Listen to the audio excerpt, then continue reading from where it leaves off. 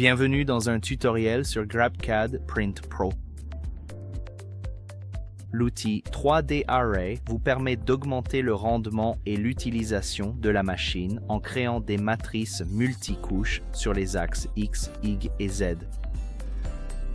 Cette fonctionnalité puissante vous permet de générer plusieurs copies avec un espacement ajustable ou une densité de remplissage optimale.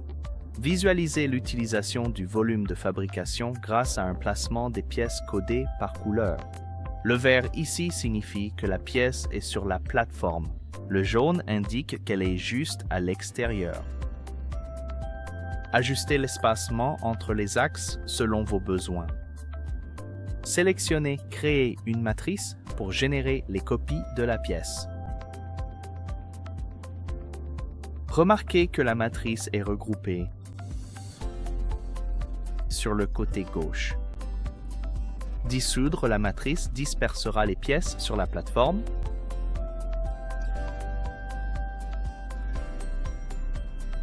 Les pièces peuvent également être disposées en Z. En fonction de la géométrie de la pièce, l'espacement peut devoir être ajusté. Ici, on voit que l'espacement de 2 mm laisse trop d'espace entre ces deux pièces. Un espacement négatif est nécessaire dans cet exemple. Vous pouvez utiliser l'outil de mesure pour vérifier l'espacement entre de tels modèles.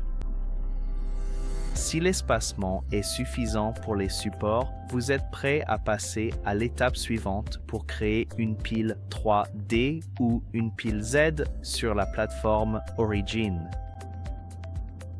Consultez l'autre tutoriel pro pour savoir comment créer au mieux une pile Z.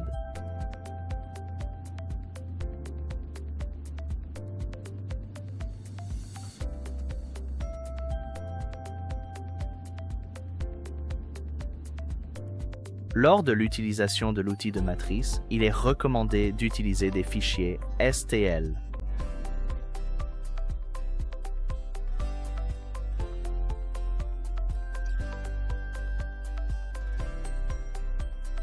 Ici, nous allons démontrer la même tâche avec un fichier STEP. Remarquez qu'en créant la matrice à partir du fichier STEP, lorsque nous commençons à faire pivoter et à naviguer autour de la pièce, que l'utilisation de la RAM sur l'ordinateur est bien plus importante. Nos graphismes ont considérablement ralenti simplement en créant une matrice. Avec le fichier STEP, si j'ai deux pièces que je souhaite imbriquer dans une matrice, il ne m'est pas possible de le faire avec deux modèles séparés. Remarquez que lorsque j'essaie de le faire, elles n'apparaissent pas. Ici, nous avons créé un fichier combiné des deux orientations. Maintenant, avec cette pièce, nous pouvons changer de direction et créer la matrice souhaitée pour une construction plus imbriquée.